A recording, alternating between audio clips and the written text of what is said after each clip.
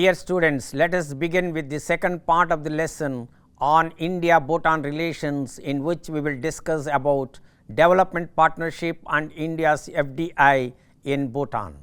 Let us discuss about development partnership. India has played a crucial role in Bhutan's socio-economic development since the 1960s, contributing to Bhutan's 5-year plans. For the 12th 5-year plan, India's contribution of 4,500 crore Indian rupees constitutes 73% of Bhutan's total external grant component.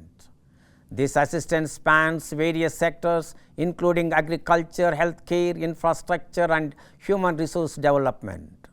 Over 82 large and intermediate projects along with numerous small development projects are at various stages of implementation in Bhutan, underlining India's commitment to Bhutan's progress.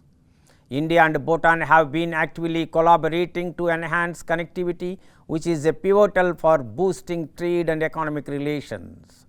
This cooperation extends to various regional and bilateral frameworks, and one significant initiative is their participation in the Bay of Bengal initiative for multi-sectoral technical and economic cooperation.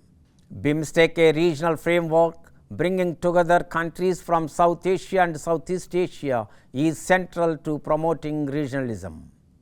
Within the context of BIMSTEC, the nations of Bangladesh, Bhutan, India and Nepal jointly signed a groundbreaking motor vehicles agreement in Thimphu in Bhutan on 15th June 2015. This agreement focuses on regulating passenger, personal and cargo vehicular traffic. It is expected to facilitate the seamless movement of people and goods across borders, contributing to regional integration and economic development. Under the motor vehicle agreement, cargo vehicle trail runs have been successfully conducted along routes such as Kolkata, Dhaka, Agartala and Delhi, Kolkata, Dhaka. The trials demonstrated the agreement's economic benefits, showcasing the potential for more efficient trade.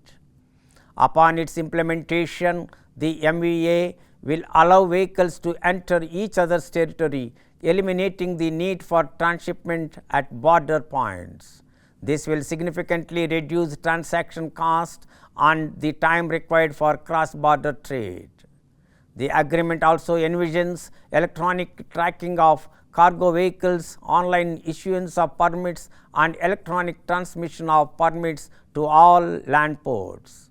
Bangladesh, India and Nepal have ratified the MVA and agreed to implement it. Bhutan will join once it ratifies the agreement. Despite Bhutan's pending ratification of the MVA, efforts are underway to improve connectivity between India and Bhutan.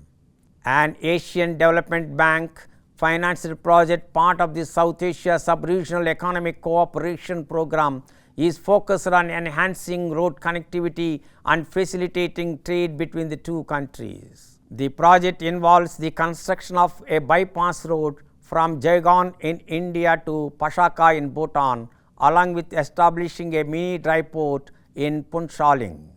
This bypass road will provide an alternative vehicle route at the Punsaling-Jaigaon border crossing point, enhancing connectivity with India and alleviating traffic congestion in Bhutan. Additionally, India has approved a significant project with a budget of $1.04 billion to construct and upgrade 558 kilometers of roads aimed at improving connectivity with Bangladesh, Bhutan and Nepal. The project is expected to facilitate the movement of passengers and cargo across borders. In 2018, India also gave its approval in principle for the construction of a 4-lane, 264-kilometer highway along the India-Bhutan border, further enhancing connectivity between the two nations. Let us discuss about India's FDI in Bhutan. Historically, Bhutan maintained a conservative and restrictive foreign direct investment policy driven by concerns about how FDI might impact Bhutan's rich traditions and culture. For a significant period, there were very few foreign investments in Bhutan. However, this stance evolved in the early 2000s when the government of Bhutan introduced its FDI policy in 2002, which was implemented in 2005. This policy was further amended in 2010 to adapt to evolving economic needs and global investment trends. The 2010 amendment adopted a negative list approach, meaning that all activities were open for foreign investment unless explicitly listed on the negative list. In 2014, another amendment was made to create a more conducive environment for foreign investors. Notable changes included allowing foreign institutional investors to invest in Bhutan with a minimum stake of 10% and permitting ownership of up to 100% in select sectors. Minimum investment requirements were also reduced in many sectors, and several foreign exchange restrictions related to dividend repatriation and operational needs were liberalized.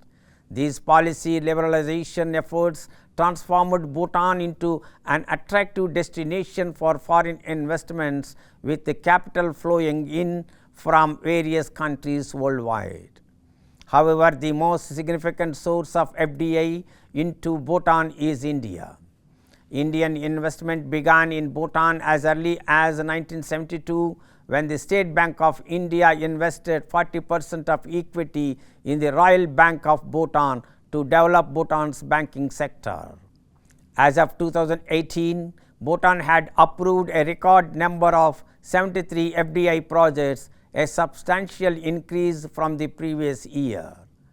The total value of these projects in 2018 alone amounted to 5.7 billion angultram, marking tenfold increase from 2017.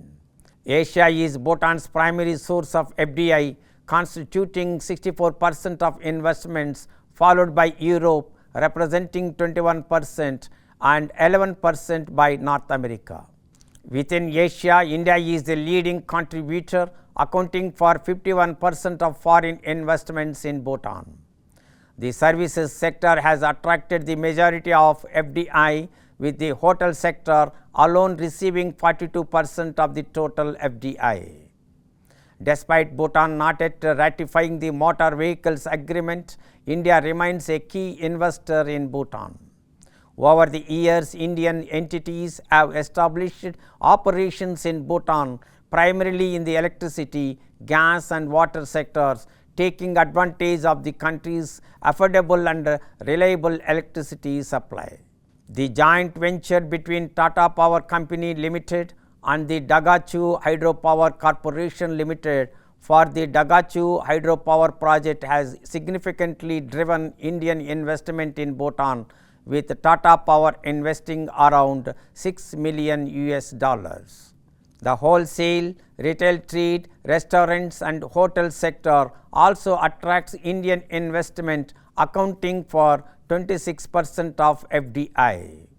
Manufacturing and agriculture, hunting, forestry and fishing sectors receive 14% and 7% of Indian investments respectively.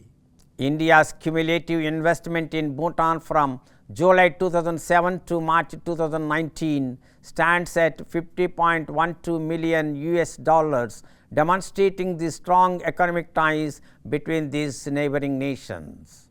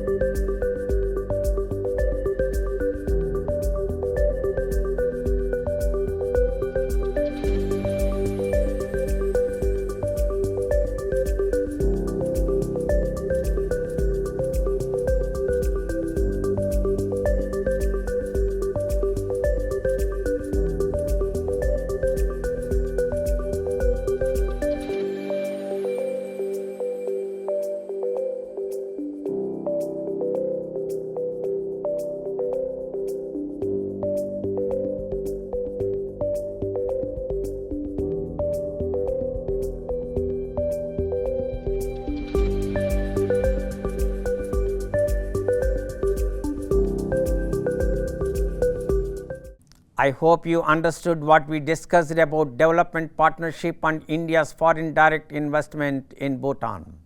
We will discuss about hydropower cooperation, educational, cultural and people-to-people exchanges, new areas of cooperation, COVID-19 assistance, Indians working in Bhutan and China as a factor in India-Bhutan relations in the next video. Thank you.